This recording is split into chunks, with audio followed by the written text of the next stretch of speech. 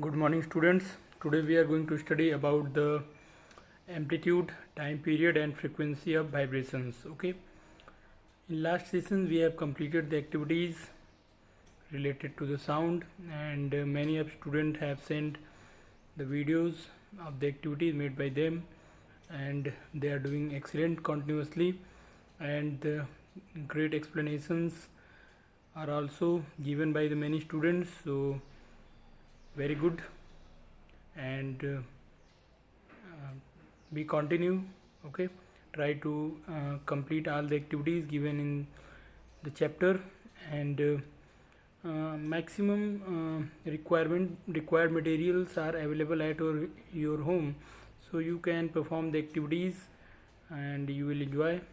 So let's see what is amplitude, time period and frequency of vibrations, and we will continue study the relations of the shrillness and gruffness, loudness with amplitude and frequency. Okay, so let us start with the topic.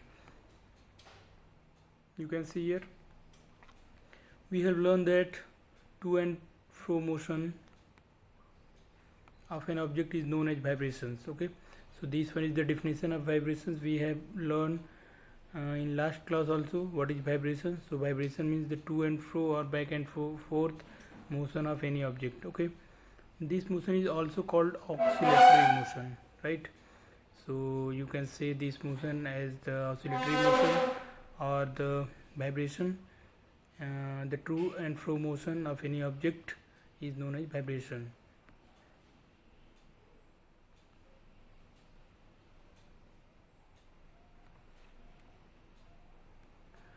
You have already learned in earlier classes about the oscillatory motion and its time period. So previous classes में आपने oscillatory motion और time period के बारे में भी पढ़ा हुआ है, बट यहाँ पे थोड़ा सा और डिटेल में देखते हैं. द नंबर ऑफ ऑसिलेशंस पर second is called the frequency. तो सपोज कोई ऑब्जेक्ट है जो 1 सेकेंड में 10 ऑसिलेशन करता है, तो उसकी फ्रीक्वेंसी होती है 10 hertz. Hertz is unit of oscillation. Okay, Hertz is actually the name of the scientist. The complete name was Heinrich Hertz, but we take Hertz as unit of oscillations, sorry, frequency. Same as we take Newton as the unit of force. Newton is also name of scientist, and the complete name was Isaac Newton. Similarly, here Heinrich Hertz, and we take Hertz as the unit of frequency. Okay, so you can see here frequency is expressed in hertz. frequency को hertz में express किया जाता है, and the symbol is Hz. so for hertz you can write H and small z. Okay, a frequency of 1 hertz means 1 oscillation per second. तो यहाँ पे देखिए, अगर कोई ऑब्जेक्ट 1 सेकेंड में 1 ऑसिलेशन कंप्लीट करता है तो उसकी फ्रीक्वेंसी को हम लोग 1 हर्ट्स कहेंगे. ठीक है. If any object oscillate 20 times in 1 second, what would be the frequency. तो देखिए, 1 ऑसिलेशन 1 सेकेंड है तो 1 हर्ट्ज हुआ. अगर 20 ऑसिलेशन 1 सेकेंड है तो 20 हर्ट्ज हुआ. तो 1 सेकेंड में जितने ऑसिलेशन करेगा, हो सकता है वो 10 करे, 20 करे, 100 करे, 1000 करे, जो भी करे, 1 सेकेंड में वो जितना ऑसिलेशन करेगा उसे बोलेंगे हम फ्रीक्वेंसी. तो जैसे कि कोई वाइब्रेटिंग बॉडी है वो 5 ऑसिलेशन भी कर सकता है, कोई 10 कर सकता है, कोई 20 कर सकता है. ये डिपेंड करता है कि कोई ऑब्जेक्ट 1 सेकेंड में कितने वाइब्रेशंस कंप्लीट कर रहा है. जितने भी वाइब्रेशन कंप्लीट करेगा उतने ही हर्ट्स उसकी फ्रीक्वेंसी होगी. ओके, तो एग्जांपल देखते हैं. सपोज कोई ऑब्जेक्ट 10 ऑसिलेशन पर सेकेंड कर रहा है तो उसकी फ्रीक्वेंसी हुई 10 हर्ट्स. ओके, कोई 20 ऑसिलेशन पर सेकेंड कर रहा है तो 20 ऑसिलेशन पर सेकेंड मीन्स 20 हर्ट्स, राइट. तो यहाँ देखिए, a frequency of 1 hertz is 1 oscillation पर second. If an object oscillates 20 times in 1 second, what would be the frequency. तो यहाँ पे आपका आंसर होगा 20 hertz, right. Now you can see, you can recognize many familiar sounds without seeing the object producing them. तो यहाँ पे देख रहे हैं, how is it possible? These sound must be different to enable you to recording them. Have you ever thought what factors make them different. तो यहाँ पे देख रहे हैं कि अगर आपके पास बहुत सारे साउंड है जिनकी फ्रीक्वेंसी और एम्पलीट्यूड सेम है, बट फिर भी आप उनमें डिफ्रेंशिएट कर पाते हैं। जैसे कि मान लीजिए कि आपके फादर ने आपको बुलाया है, मदर ने बुलाया है, आपके सिस्टर ब्रदर आपको बुलाते हैं, तो आप हर बार उनको देख के नहीं आइडेंटिफाई करते हैं उनके साउंड को, आप बुलाते ही समझ जाते हैं कि आपको किसने बुलाया है, पापा ने, मम्मी ने। तो आप वो साउंड को कैसे पहचान जाते हैं आप, ये क्वेश्चन है कि हम कैसे जान जाते हैं कि हमें किसने बुलाया है। जैसे कि हम डिफरेंट टाइप के एनिमल्स के साउंड को सुन के भी पता कर लेते हैं ये कौन सा एनिमल बोल रहा है। जैसे कि कई बार आप डिफरेंट टाइप के एनिमल्स का साउंड भी सुनते हैं, तो वॉइस सुनते हैं, तो उससे आपको पता चल जाता है कि कौन सा एनिमल का ये साउंड है। तो ये है यहाँ पे साउंड कैसे आप आइडेंटिफाई कर लेते हैं, रिकॉग्नाइज कर लेते हैं डिफरेंट साउंड को। आप म्यूजिकल इंस्ट्रूमेंट में भी अगर आप बात करें तो आप देखते हैं कि गिटार की वॉइस है या फिर क्या है, तो वो आप आसानी से आइडेंटिफाई कर पाते हैं। तो यहाँ पे उसी से रिलेटेड क्वेश्चन पूछा जा रहा है आपसे। यहाँ पे देखिए, you can recognise many familiar sounds without seeing the object producing them. तो यहाँ पे बोला जा रहा है कि आप बहुत सारे साउंड को ईजिली आप आइडेंटिफाई कर पाते हैं, पहचान लेते हैं बिना देखे हुए कि कौन सा ऑब्जेक्ट उनको प्रोड्यूस कर रहा है। ये बिना देखे ही आप उनको पहचान जाते हैं। तो ये कैसे पॉसिबल होता है, हाउ इज़ इट पॉसिबल, कौन सी वो प्रॉपर्टीज़ हैं, वो कौन सी कैरेक्टरिस्टिक्स हैं साउंड की जो कि ये रोल प्ले करती हैं कि आप उन साउंड को पहचान पाते हैं। तो यहाँ पे देखिए, this sound must be different to enable you to recognise them. Okay, तो यहाँ पे देखिए क्वेश्चन है, have you ever thought what factors make them different. तो क्या आपने कभी सोचा कि वो कौन से फैक्टर्स हैं जो इनको डिफ़र करते हैं, डिफरेंट बनाते हैं। तो यहाँ पे देखिए फैक्टर्स हैं, एम्पलीट्यूड, एक है amplitude, and frequency are the two important factors और प्रॉपर्टीज़ ऑफ एनी साउंड। तो यहाँ पे एम्पलीट्यूड और फ्रीक्वेंसी जो है यही इम्पॉर्टेंट प्रॉपर्टी है साउंड की। Can we differentiate sound on the basis of their amplitude and frequency. अब यहाँ पे देखिए क्वेश्चन है, तो इस क्वेश्चन का आंसर है yes, we can differentiate sound on the basis of their frequency and amplitude. Okay, so you can see here this one is the property, that is frequency and amplitude. So frequency and amplitude are the properties which are, so frequency and the amplitude are the two characteristics. Okay, two characteristics by which you can differentiate the sound of different animals or different musical instruments. So these are the properties. Your answer should be amplitude and frequency makes them differ from each other. So देखते हैं कि कैसे different materials, different animals, different playing instrument, different musical instrument की जो sound है वो कैसे differ करती है और कौन कौन से और फैक्टर्स इससे रिलेटेड हैं। तो यहाँ पे देखिए एक बहुत ही इंटरेस्टिंग दो पॉइंट हैं जिनको हमें बहुत ही इंटरेस्टिंगली जानना चाहिए। तो यहाँ पे आप देख सकते हैं दो बहुत इम्पॉर्टेंट टर्म है, लाउडनेस एंड पिच। ठीक है, और इसको समझने के लिए हम स्टार्ट करेंगे एक्टिविटी 13.11 और देखते हैं ये एक्टिविटी कैसे इन चीज़ों को रिलेट करती है। बहुत ही इंटरेस्टिंगली हम इस क्वेश्चंस के आंसर दे सकते हैं। तो देखिए एक्टिविटी 13.11 को पहले देखते हैं और फिर इन टर्म्स को एक्सप्लेन करेंगे। ठीक है, तो देखिए, take a metallic tumbler and a tablespoon, strike the tablespoon gently at the brim of tumbler. Okay, अब देखिए यहाँ पे फिगर में दिखाया जा रहा है thermocol ball touching the vibrating glass tumbler. ये एक ग्लास टम्बलर है और ये एक थर्मोकोल बॉल है जिसको इसको वाइब्रेट करा के इसमें टच करने की कोशिश कर रहे हैं। तो देखिए क्या होगा।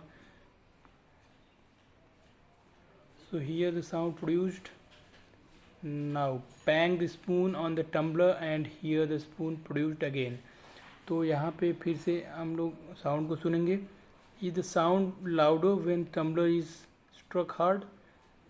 ये क्वेश्चन है. अभी इस क्वेश्चन का आंसर भी आपको अपने ऑब्जर्वेशन के बेसिस पे देना होगा. And now suspend a small thermocol ball touching the rim of the tumbler, figure 13.17, which we have seen earlier. Vibrate the tumbler by striking it.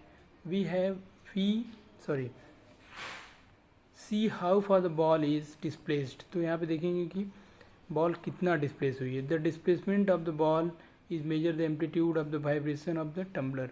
तो यहाँ पे देखिए एक मीन पोजीशन है, इससे बॉल जितना डिस्टेंस तक जाती है, सपोज यहाँ तक, तो ये जो डिस्टेंस है इसी को इसका एम्पलीट्यूड बोलते हैं. ठीक है. ये बॉल ऐसे ऐसे ऑसिलेट करेगी. ठीक है, ऐसे ऐसे इस ऑसिलेट करेगी. तो इस पॉइंट से एक तरफ जितना डिस्टेंस ये कवर करती है उसको बोलते हैं एम्पलीट्यूड. ओके. तो यहाँ देखिए, now strike the tumbler gently and then with some force and compare the amplitude of the vibrations of the tumbler in 2 cases. तो यहाँ पे देखिए एक केस में now strike the tumbler gently and then with some force. पहली बार tumbler को gently strike करना है और दूसरी बार विथ सम फोर्स, और दोनों ही केसेस में हमको कंपेयर करना है. So compare the amplitude of the vibrations of the tumbler in the 2 cases. दोनों ही केसेस में आपको कंपेयर करना है. आप देखेंगे in which case the amplitude is larger. कौन सी केस में एम्पलीट्यूड लार्जर है. तो आई होप कि आपको अभी पता चल गया होगा आंसर. अगर आप फोर्स ज़्यादा अप्लाई करेंगे तो सीधी सी बात है कि वो स्ट्राइक करने के बाद ज़्यादा दूर तक जाएगा तो उसका एम्पलीट्यूड हाई होगा. तो यहाँ से इसके कंक्लूजन्स निकलते हैं और बहुत इंपॉर्टेंट पार्ट है ये. यहाँ पे देख सकते हैं आप, loudness of sound is proportional to the square of the amplitude. तो जो लाउडनेस है वो एम्पलीट्यूड के स्क्वायर के प्रोपोर्शनल होता है. Of the vibration producing the sound, जो भी वाइब्रेशन साउंड प्रोड्यूस कर रहा है. And for example, if amplitude becomes twice, अगर एम्पलीट्यूड ट्वाइस हुआ तो लाउडनेस 4 टाइम्स इंक्रीज होती है. या आप बोल सकते हैं loudness increases by a factor 4. So if amplitude A है, मान लीजिए बिगनिंग में, इसको 2A करेंगे तो लाउडनेस जो होती है 4 टाइम्स इंक्रीज हो जाती है. तो ये है यहाँ पे, फिर से देख लीजिए, एम्पलीट्यूड है A तो लाउडनेस है सपोज L, इसको इंक्रीज़ किया 2A तो ये कितना हो जाएगी, ये 4L हो जाएगी. ये कैरेक्टरिस्टिक है. तो यहाँ पे अगर आप एम्पलीट्यूड को ट्वाइस करते हैं तो लाउडनेस जो है उसकी स्क्वायर के फॉर्म में इंक्रीज़ होती है. ओके.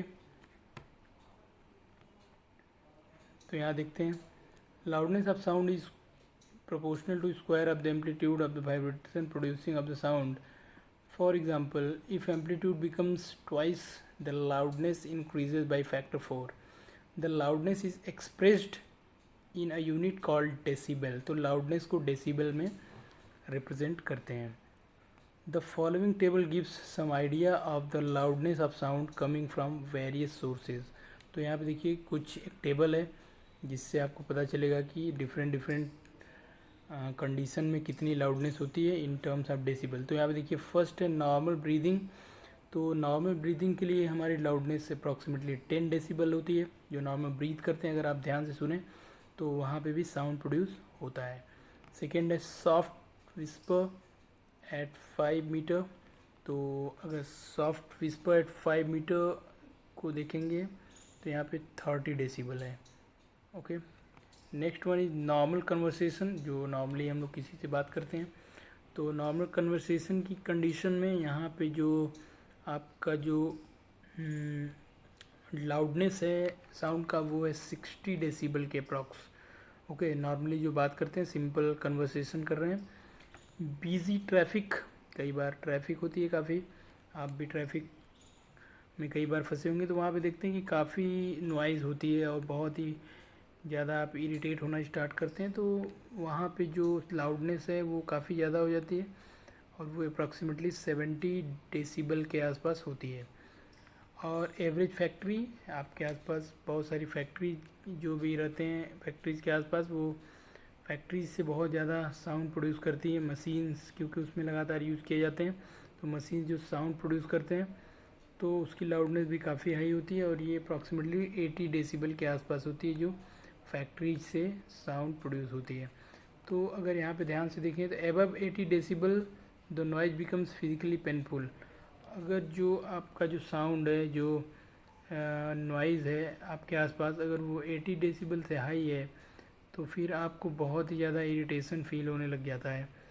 तो हमें कोशिश करना चाहिए कि हमें लेस लाउडनेस थोड़ा सा कम रखनी चाहिए अपने रिक्वायरमेंट के अकॉर्डिंग। और आपको पता है लगातार लाउडनेस से नॉइज़ पोल्यूशन भी होता है। तो यहाँ देखिए, the loudness of sound depends on the amplitude. तो जो साउंड का लाउडनेस है वो एम्पलीट्यूड पे डिपेंड करता है। When the amplitude of the vibration is large the sound produce loud. तो अगर एम्पलीट्यूड लार्ज है साउंड का तो उसका लाउड साउंड होगा। When amplitude is small sound produce feeble. अगर स्मॉल है एम्पलीट्यूड तो साउंड धीरे सुनाई पड़ेगा।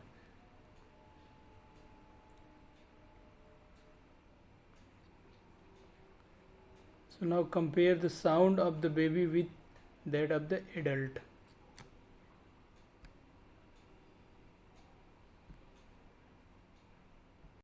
Compare the sound of the baby with that of an adult. Is there any difference? So you can see here, if you compare the sound of baby with that of the adult, is there any difference? Even if two sounds are equally loud, they differ in some way. Let us see how.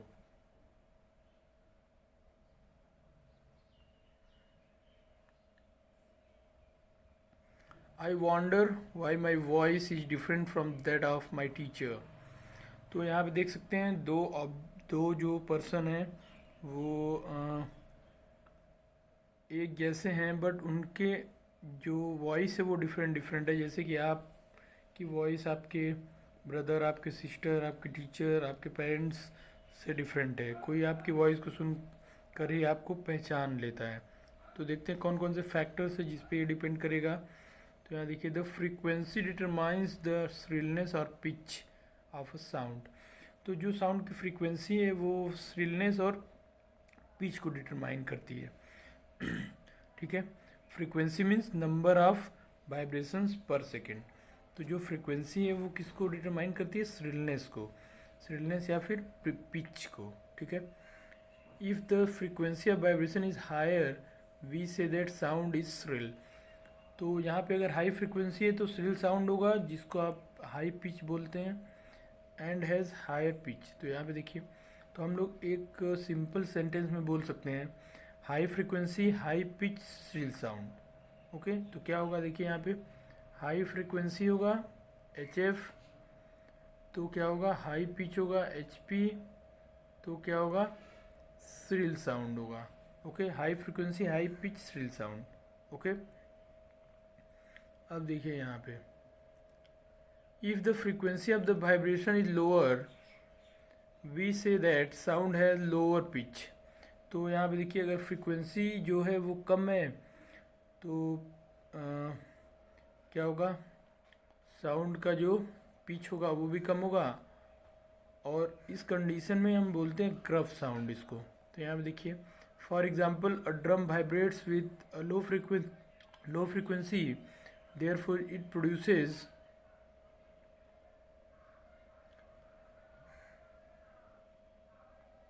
यहाँ पे आप देख सकते हैं दो conditions हैं। ये देखिए, ये है लो फ्रीक्वेंसी साउंड, ये है हाई फ्रीक्वेंसी साउंड। तो इसका पिच क्या है? लो है, इसकी पिच क्या है? हाई है। तो ये क्या है? ग्रफ साउंड है, ये क्या है? श्रिल साउंड है। ठीक है, तो जब ड्रम को, यहाँ लिखिए ड्रम के लिए है a low pitch sound, on the other hand a whistle has high frequency and therefore produces sound of higher pitch. A bird makes a high pitched sound whereas a lion makes a low pitched roar. However, the roar of lion is very loud while the sound of the bird is quite feeble। तो अब देखिए यहाँ पे देख सकते हैं कि कई बार जो है जो साउंड है वो हाई पिच्ड है बट वो फीबल हो सकता है। यहाँ पे देखिए इम्पोर्टेंट पॉइंट, हो सकता है कि a bird makes high pitched sound, okay, but यहाँ पे देखेंगे तो whereas a lion makes low pitch roar. तो यहाँ पे बर्ड का जो है वो हाई पिच्ड है और लायन का है लो पिच। ठीक है, आगे देखते हैं। However the roar of lion is very loud. अब देखिए यहाँ पे लो पिच है और लाउड है, while the sound of the bird is quite feeble. और बर्ड का जो साउंड है वो क्वाइट फीबल है जबकि हाई फ्रिक्वेंसी है। इट मीन्स कि लाउडनेस जो है वो फ्रिक्वेंसी डिपेंडेंट नहीं है। लाउडनेस क्या है, लाउडनेस किसी और फैक्टर पर डिपेंड करती है जिसको हमने पढ़ा था। Loudness depends on the amplitude of the sound whereas sound waves, whereas pitch depends on the frequency. तो यहाँ पे जो बर्ड का जो साउंड है वो हाई पिच्ड है, मीन्स हाई फ्रिक्वेंसी है, बट फीबल है, इसका मतलब उसका एम्पलीट्यूड लो है। तो आप इसको अगर ग्राफिकली देखना चाहें तो ये इस टाइप का होगा, ऐसे।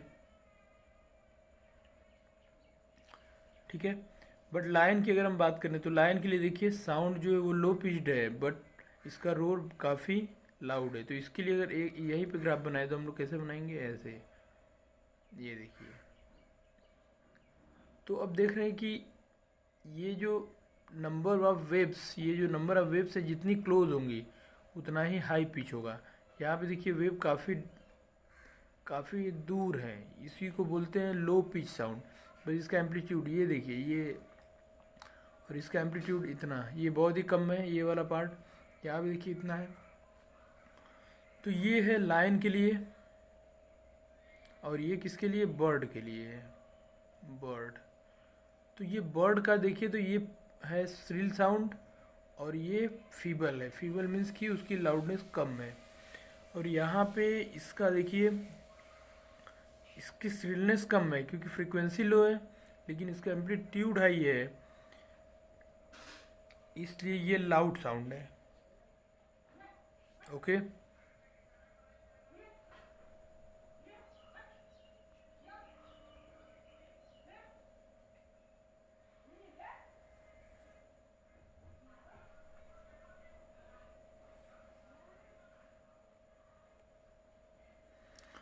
अब आगे देखते हैं।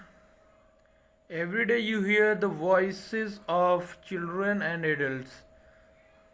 आप छोटे बच्चों, बेबी और एडल्ट में बड़े लोगों की जो वॉइस है रोज़ ही सुनते होंगे। तो यहाँ पे क्वेश्चन है, do you find any differences in their voices. क्या आपको उनके वॉइसेस में कोई डिफरेंस मिलता है, समझ में आता है।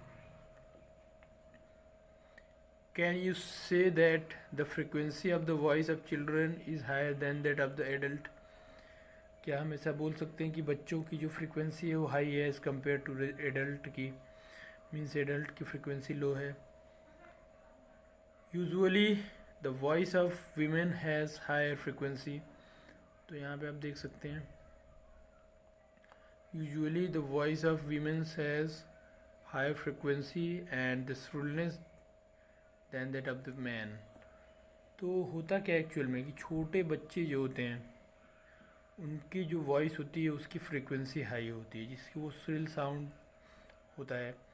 वैसे ही वीमेंस जो होती हैं उनकी जो वॉइस होती है उसकी भी फ्रीक्वेंसी हाई होती है, जिससे वो श्रिल, उनका साउंड श्रिल होता है। तो ये है, फ्रीक्वेंसी हाई होगी तो साउंड श्रिल होगा, बट लाउड या फीबल दोनों हो सकता है, इसकी कोई गारंटी नहीं है। लाउडनेस डिपेंड करेगा एम्पलीट्यूड पे, जबकि श्रिलनेस आपकी डिपेंड करेगी फ्रीक्वेंसी पे। तो अब यहाँ पे देखना होगा कि श्रिल साउंड है तो हायर फ्रीक्वेंसी होगा, अगर ग्रफ साउंड है तो लोअर फ्रीक्वेंसी होगा, बट इफ़ लाउड साउंड है तो हायर एम्पलीट्यूड होगा, फीबल साउंड है तो लो एम्पलीट्यूड होगा।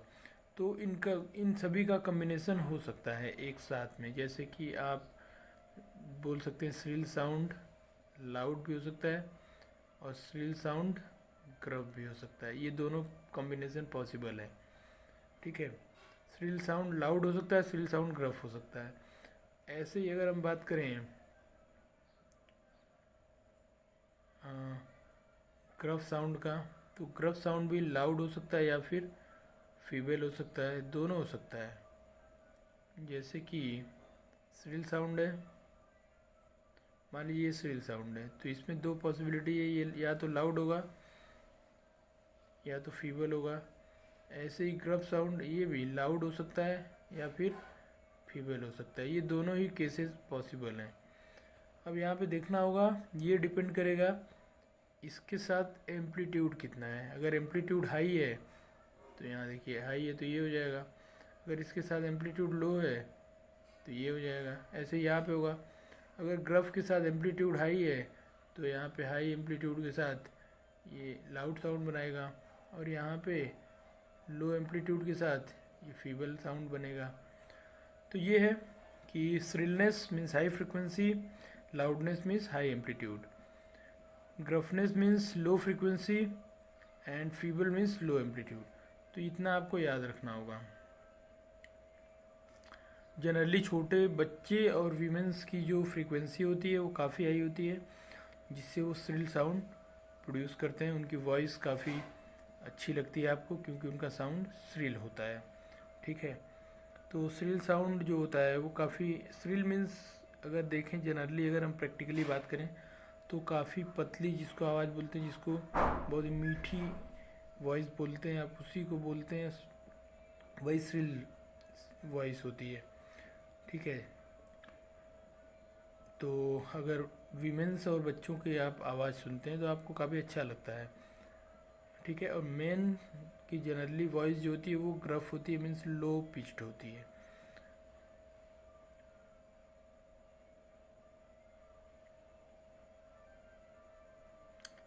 Now we are ready to study the next topic, that is audible and inaudible sounds. तो देखते हैं कि कौन से साउंड्स ऐसे हैं जो ऑडिबल हैं और कौन से साउंड्स ऐसे हैं जो इनऑडिबल हैं। तो देखो,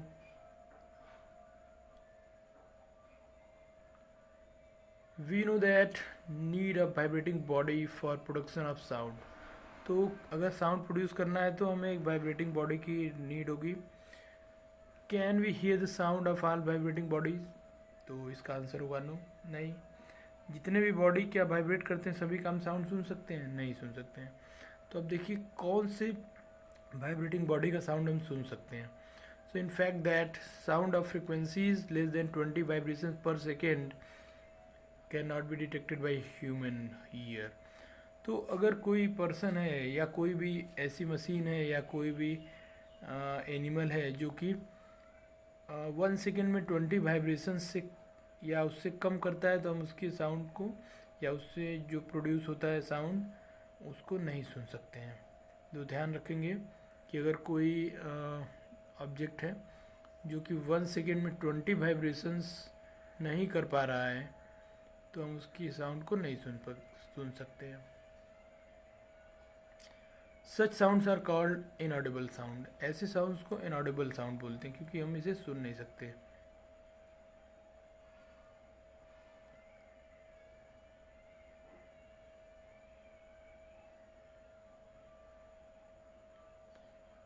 अब यहाँ देखिए, on the higher side sound of frequency higher than 20,000 vibrations per second are also not audible to the human ear. अब अगर हायर की बात करें तो अगर कोई ऑब्जेक्ट है जो कि 1 सेकेंड में 20,000 वाइब्रेशंस से ऊपर करता है, इससे भी ज़्यादा करता है, तो फिर हम उसके वो भी हम साउंड नहीं सुन पाते हैं। तो इसको भी अनऑडिबल, ये भी हमारे लिए ऑडिबल नहीं होता है, ठीक है। तो अब हम कौन से साउंड को सुन सकते हैं? तो यहाँ पे देखिए एक रेंज है, 10 human ear the range of Audible frequency is रफली 20 to 20,000 हर्ट्ज। तो ह्यूमन ईयर के लिए जो रेंज है वो है 20 हर्ट्ज टू 20,000 हर्ट्ज। इतने ही हम ह्यूमन बीइंग की बात कर रहे हैं, सारे एनिमल्स, सारे लिविंग ऑर्गेनिज्म की बात नहीं कर रहे हैं यहाँ पे। We are talking about our self, okay. So human beings की अगर हम बात करते हैं तो ह्यूमन बींग्स आपको यहाँ पे देखिए 20 हर्ट्ज से लेके 20 vibration per second means 20 hertz हुआ। तो तो 20 हर्ट्स टू 20,000 हर्ट्स के बीच का साउंड सुन सकते हैं। 20,000 हर्ट्स से ऊपर और 20 हर्ट्स से नीचे नहीं सुन सकते, ठीक है। ये एक एवरेज एक्सपेरिमेंटल रिजल्ट है। ऐसा नहीं कि सारे लोग 20 हर्ट्स का साउंड सुन लेंगे, सारे लोग 20,000 का भी सुन लेंगे, ऐसा नहीं है। बट एक एवरेज की बात करें तो ह्यूमन बींग्स 20 हर्ट्स का साउंड सुन सकते हैं और 20,000 हर्ट्स का सुन सकते हैं, जिनको किसी भी टाइप का हियरिंग इम्पेयरमेंट नहीं है। ओके, एकदम परफेक्ट जो हेल्दी पर्सन है वो सुन सकता है।